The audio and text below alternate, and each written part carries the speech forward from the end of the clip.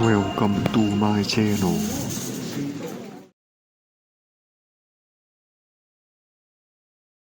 Let's be honest, Carter was always just the numbers guy. He never had the stomach for real business. Hi everyone. My name is Carter Wade, and that was my father's opening line at the negotiation table. To my face.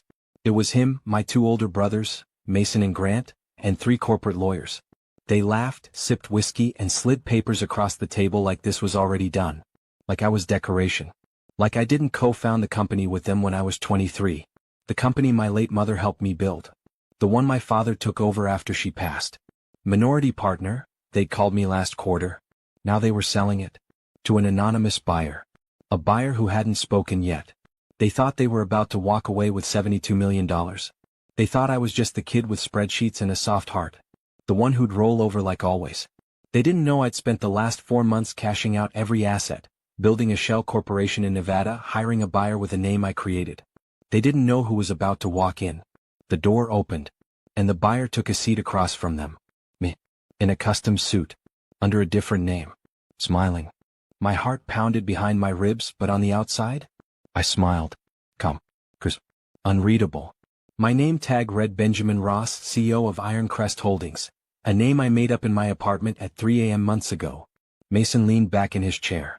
Glad you could make it, Mr. Ross, he said, cocky as ever. You're about to own one hell of a company. I nodded. I believe I am. They didn't recognize me. 300,000 in facial reconstruction. 2 more in vocal work. Contact lenses. 15 pounds dropped. Nose reshaped. Beard trimmed sharp. And the man I hired to front my company for the early meetings? Not in the room today.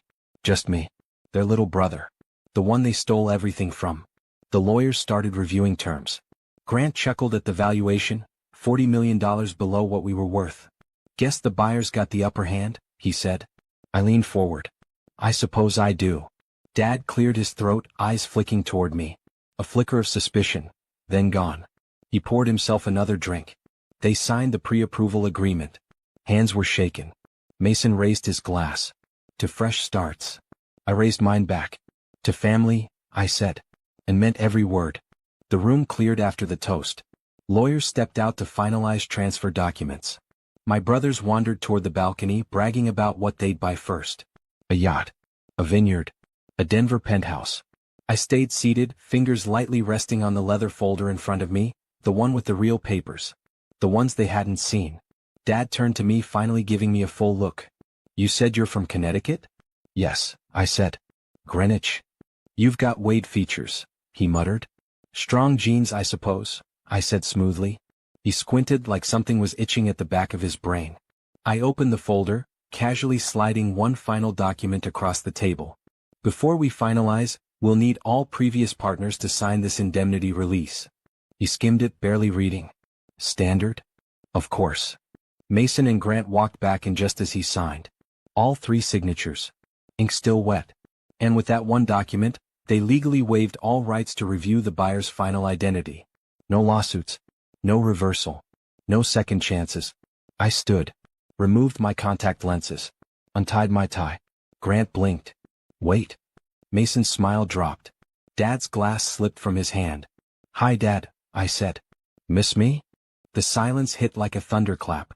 Dad stood there, frozen, the veins in his neck twitching. Mason actually took a step back. Grant's mouth hung open like he forgot how to breathe. Carter? He finally croaked. I smiled. Not out of joy, but the kind of smile you give someone right before you burn their house down. You sold your company, I said calmly, to the numbers guy. No, Mason snapped. This is fraud. You. It's legal, I cut in. Ironcrest Holdings exists. It's registered. And your signatures are binding. You waived identity disclosures in that last doc you signed without reading. Dad's face flushed a deep red. We'll reverse it. We'll sue. No, Dad, I said. You won't. Because the money? Already moved. Shells within shells. You're not just out of the company. You're out of the money. They all started talking at once. Rage, denial, threats. I let them yell. I picked up the contract folder, tucked it under my arm. You thought I was weak. Quiet. Replaceable. I walked to the door, turned back once more. But I was the one paying attention. And then Mason lunged at me across the table. screaming. His chair clattered to the floor as he came at me. I stepped aside. Come. Collected. Mason slammed into the table, knocking over a glass. Security rushed in before he could swing. 2 guards pinned him back, and for the first time in his life he looked small. "Let me go," he roared. "He's a liar, he's not even." "He is," one of the lawyers interrupted, breathless, holding a tablet. I just got the identity confirmation. It's him. Carter Wade. Legally changed his name 7 months ago. Dad looked like someone had unplugged his soul. Well, silent.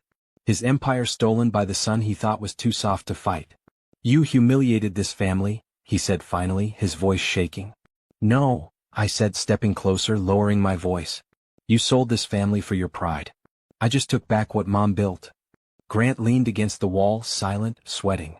I could see the wheels turning, too late. "You played the long game," he muttered. "I had to," I said. "You never would have seen me coming otherwise." They didn't speak again. Security escorted them out. The lawyer turned to me. "Mr. Ross, sorry, Wade, shall we file everything?" I nodded once. "File it? Today." By the end of the week, the sale was finalized. The board approved the transition.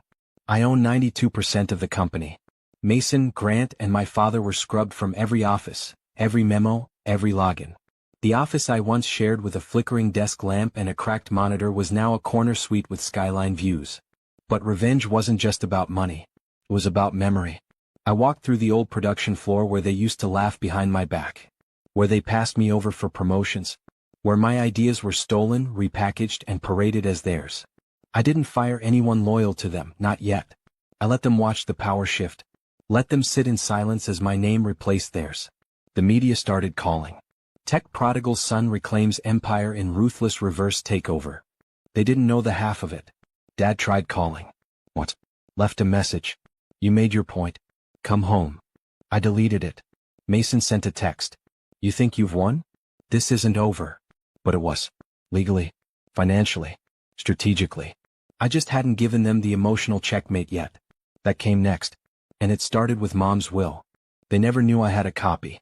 Mom's will, the original, unedited, unburned version, stored in a safety deposit box she made me the sole access holder to the year before she passed. She knew what they were planning. She didn't trust them. And buried in those pages was the truth. She had left everything to me. Not just the shares. The patents. The estate. Even the land the company was built on. She'd signed it all over, quietly, legally, before the cancer took her voice.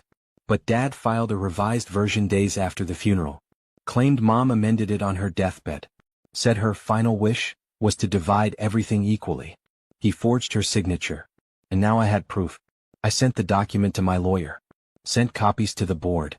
Sent one to a journalist friend with a subject line that just read, "Truth has a time limit." This one expired. Within 24 hours, the media exploded. Fraud. Forgery. Corporate theft. The narrative flipped. I wasn't just the son who reclaimed a company, I was the heir robbed by his own blood. And the fallout? Was delicious. But the real punishment came in. The day the story hit the news, their phones stopped ringing. Investors pulled out.